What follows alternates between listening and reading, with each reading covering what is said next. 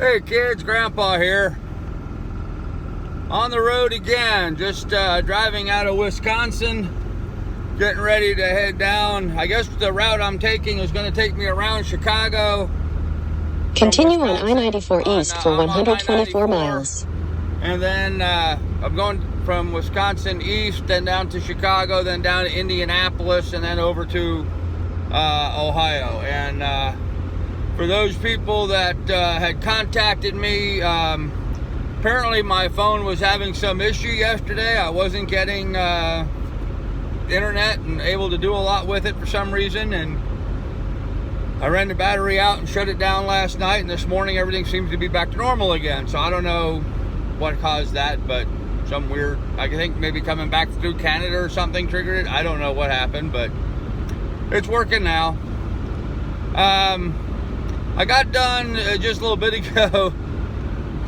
Stopped for a bathroom break there at a gas station and was able to finally have a minute to look at some of the comments on my last video. And on my last video, I discussed another sailing opportunity. And I'm just blown away by the ignorance and the trolls and stuff on there, and the know-it-alls, and it just sort of blows my mind. So I thought maybe a little bit of a response, a little clarity might be in order. First of all, the parts to fix my truck, I could probably get all the parts for somewhere around $150, maybe $200. The ignition switch for my truck, there's some online for like 17, 18 bucks, but they're not the right one for this truck because the key's got a microchip in it, and so it needs a different deal, what have you. The ignition switch, not such a big deal. That can be replaced. The problem is the door lock. The guys punched the door lock in, and in so doing bent up the metal door panel that the door lock mounts to.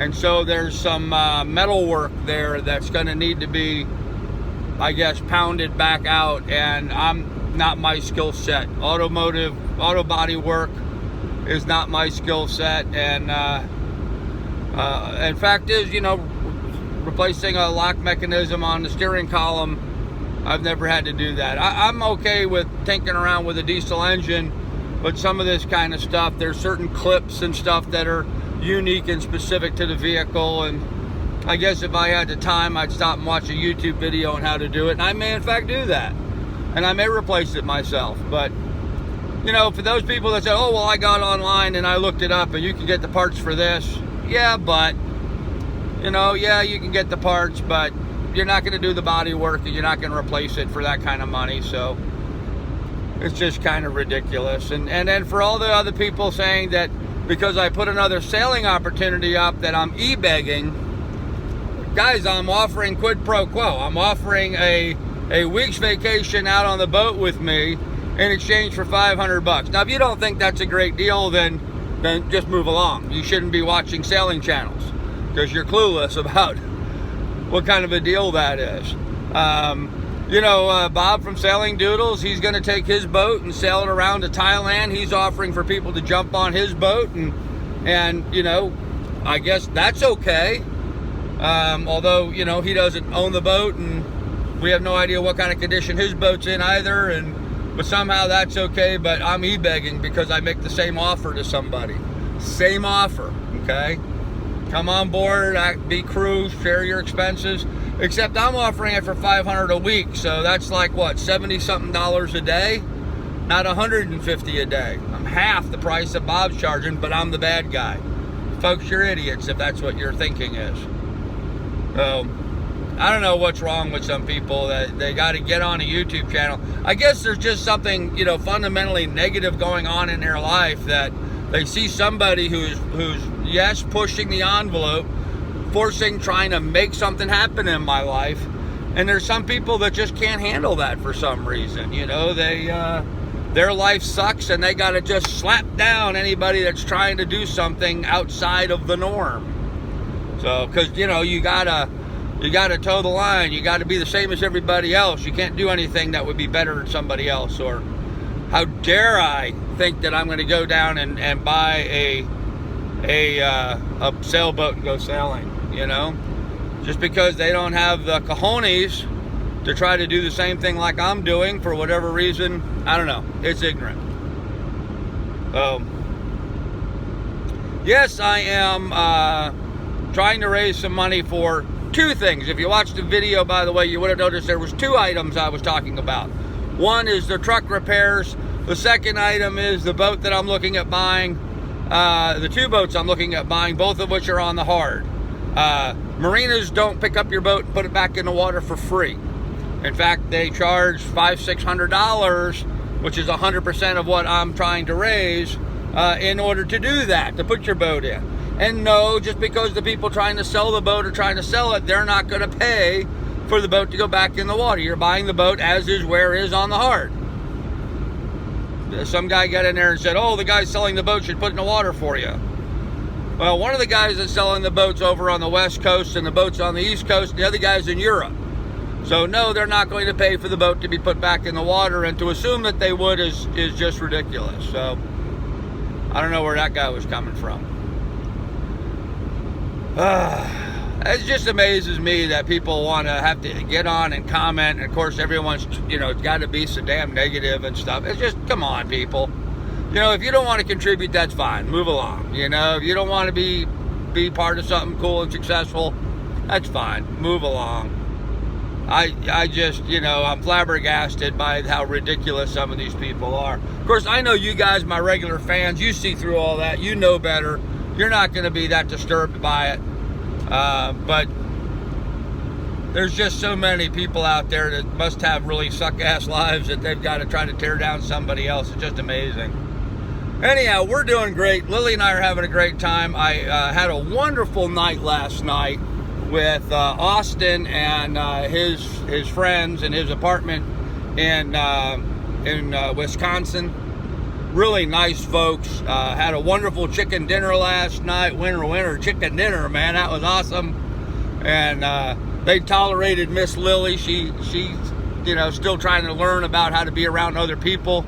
He had to hide his poor cats. He had to hide them in his bedroom because I was afraid Miss Lily might tear them up. But because she's never been around other pets like that, So it's only been her and I back in our cabin. So it's been kind of interesting. But so Austin, if you're watching this, really appreciate the good night stay, man. That was awesome of you. I'm thrilled that I was finally able to hook up with somebody. I've had a few people make offers along the way, and for whatever reason, we just missed. We just didn't have good enough communications, I guess, en route. Something I'm probably going to have to work on, obviously. So, but yeah, we're doing great. I am now east of Minneapolis, in the middle of Wisconsin someplace. Heading right now towards Chicago, then on down to Indianapolis, and then over to Ohio, where I'm going to spend one, maybe 2 nights, depending on how well I'm received by my kids there. And I'll visit Rhonda if I can, and then I'm heading over to the East Coast. So I should be hopefully in a boat in I don't know, 4 or 5 days, 4 or 5 more days. Man, making good tracks. Road seems like it's endless. I think this is day 6 that I've been on the road. Let's see, I left Alaska on Thursday, and today is Wednesday? So all day, Thursday, Friday, Saturday, Sunday, Monday, and Tuesday. I think today is, I don't know if today's Tuesday or Wednesday. So 6 or 7 days I've been on the road. Making good miles though, making a lot of country got behind me. So really been fortunate too. The roads have been pretty good. The roads have been pretty awesome. I've got big snowstorms and weather forecasts, and it seems like every time I spend the night someplace, they talk about big snows coming in the next morning, and I skedaddle out of there and get out just before the snows hit. So aside from the snows that I hit up in Alaska, I've had pretty good dry road all along the way, and good weather. Cloudy, overcast, not bright sunshine too much, but still good, clean, dry roads, good driving conditions. So I've been lucky that way. Well, anyhow, this is going to get longer than what I was hoping it would be. I just want to give you guys a quick update, let you know Grandpa's moving down the road. I'm going by Foster Fall Creek. I'm at the Foster Fall Creek exit on I-94 eastbound in Wisconsin, exit 81. So, those of you guys that want to check out the details of where I'm at, that's where I am right now as I'm recording this. I just crossed over the intersection there. So we'll have more for you later, guys. And to those of you guys that are just, commenting and beating up my other video, God bless you. I hope your lives get better and you can find something more constructive to do and try to tear down somebody that's trying to do something fun and interesting at their lives. So, oh well. Talk to you guys later. Bye.